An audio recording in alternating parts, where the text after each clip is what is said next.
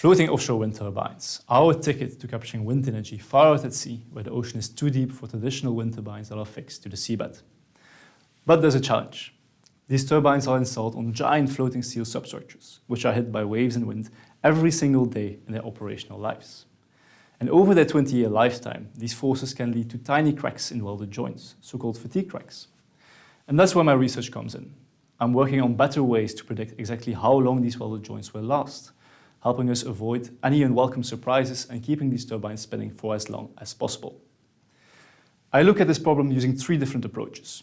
The first is a time domain method, a detailed method that looks at every single time frame at the forces from wind, waves, and the resulting movement of the structure.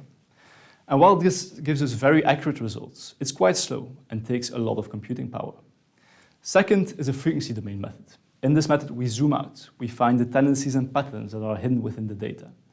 By analyzing these patterns, we can get a much quicker estimate of the structure's life. But by zooming out, we lose some of the details and thus we lose some of the accuracy. Third is a machine learning method. By using the results from previous methods, we can get results for new load cases with very similar accuracy as the data on which it was trained, but now in a much quicker fashion. And while each of these methods has its own role in the design process, together they shorten the time needed to design these floating platforms and allows us to optimize the amount of materials that have to be used to build them. In short, they help make floating wind turbines both more reliable and more affordable, so we can bring clean energy from deeper waters to our shores.